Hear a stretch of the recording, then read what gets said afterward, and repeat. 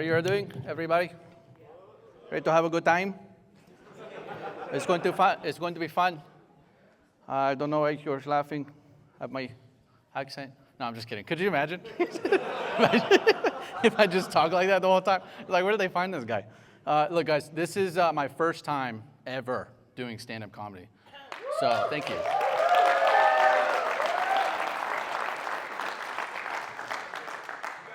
So with that being said, I'm going to have my phone here, okay? I'm taking notes. I'm doing notes. So, just bear with me. But yeah, my name is Johnny Vargas.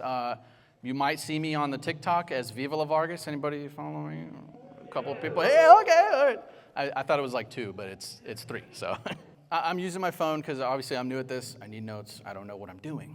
I usually just film a video of myself in my truck or in my room. And then we go from there. But could you imagine like going to a surgeon and you're like, hey, Mr. Surgeon, I'm here to get a surgery. He's like, oh yeah, man, just sit down. And then just playing with his phone. I'm like, bro, what are you doing? I need notes, man. I don't know what I'm doing. I was thinking about the deafs, the deaf community. I don't know what to call it, the deficits. So they're a deficit in hearing. I don't know. And I asked myself, like, people have accents, and they speak in different dialects, and like, if I'm from California, so the typical Californian that you see on TV is like, "Chaw, dude," flip back the hair. I don't have a lot of hair, but like, "Chaw, dude," we're gonna catch some waves and go to In-N-Out after, and just catch a bite, yeah, dude. And I thought to myself, if a deaf person were to sign an accent, Californian accent, what would that sound like? And yeah, I'm gonna do a deaf accent. What's up, guys? We're going to catch some waves. Sorry, I had to do it. Somebody said I wouldn't, so I was like, yeah, I'm going to do it. But do you think God invented puberty like as a joke? I imagine it like, he's like, oh yeah, Jeff, my angel Jeff. I assume there's an angel up there named Jeff, but he's like, Jeff, you see that 10-year-old young man down there? We're going to give him ridiculous acne. And then his voice is going to crack for like a year straight. It's going to be hilarious. He's going to get depressed and stuff. But so, Lawton, Oklahoma. Who? Raise your hand if you actually like Lawton. That guy's on drugs. Okay. It's an interesting place. Apparently, like I was talking to One Punch Dad and my buddies back there, and I was like, tell me a little bit more about Lawton and Fort Sill and stuff. And apparently they give combat patches to people that get stabbed outside of scooters, I've heard. That's a place here. But yeah, Mandatory Fun Day, Austin is where I like to call him, or Pookie Bear on the weekends. We drove up from Killeen, right? Killeen, beautiful town of Killeen, Texas, right? Who's been there? And Lawton is one of the only places where I've been to it. I'm like, Killeen's not that bad. It's really not that bad. I had a follower earlier today. I was like, yeah, what is there to do? What do we do here? I've only been to Lawton a couple times, and he's like, well, I took my wife out to a fancy dinner. It was the Jack in the Box down the street. I've kind of learned that not all homeless people are criminals, surprisingly enough. Some of them are businessmen and businesswomen. So I was out in Lawton, right? And this homeless guy comes up to me, and he was like, hello, sir. And I was like, wow, that's very polite for a homeless person. Hello, how are you doing? He said, if you give me $20, I won't stab you right now. So I tipped him. I was like, whoa.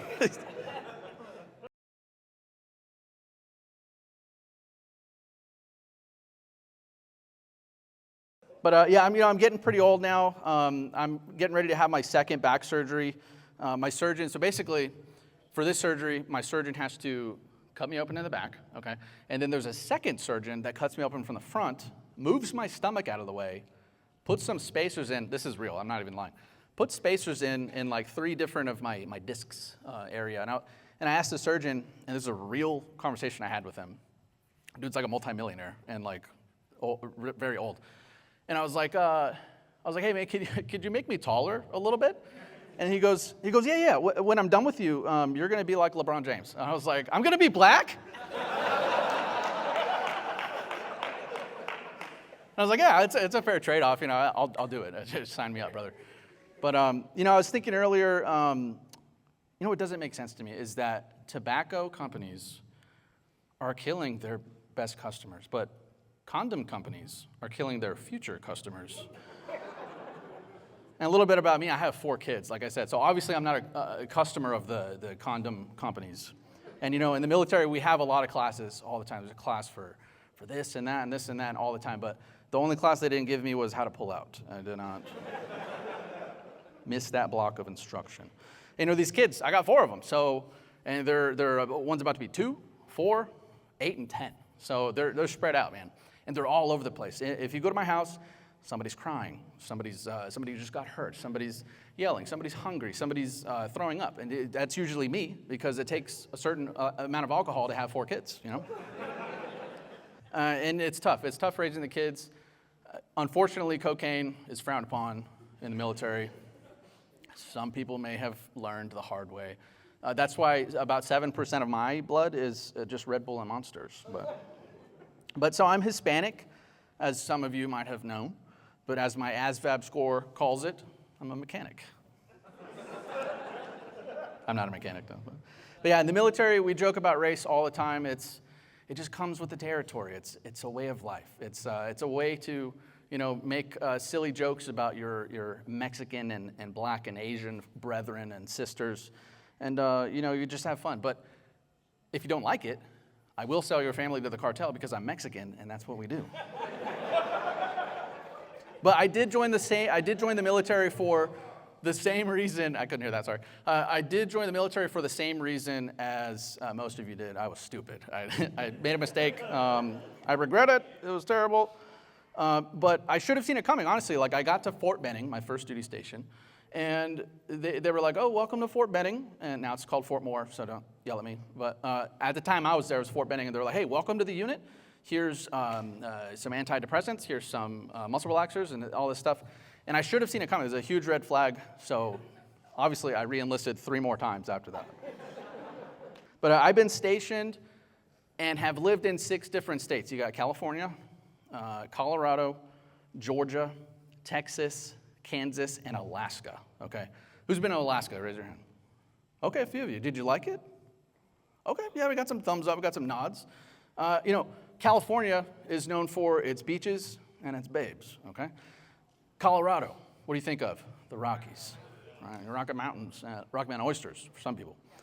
But Alaska, it's just known for being dark and cold. And that wasn't particularly my favorite part. And if you've ever lived in a place with bears, you know that if you encounter a bear, what do? You play dead, right? You just play dead, yeah. So, nope, not in Alaska. In Alaska, I am not joking about this. We talked to some natives, and I was like, hey, if I run into some bears, because we lived in like real Alaska, like up north, Fort Wainwright in Fairbanks. And I was like, okay, if there's a bear and I'm out training or camping or fishing or something, what do I do? And they looked at me, and they were like, do this. Hey, bear! Hey, bear! And I was like, what? And I was like, you just say, hey, bear? They're like, yeah, if you say, hey, bear, then they just go away. Like, they usually go away. So I was like, okay, well, does that work with anything else? And he was like, oh, yeah, if you can try it. So I was like, hey, Emily! That's my ex-girlfriend. Sergeant Major! So now I just yell at people. But yeah, all right, guys, I'm Viva La Vargas. Please follow me or I'll cry. Thank you so much.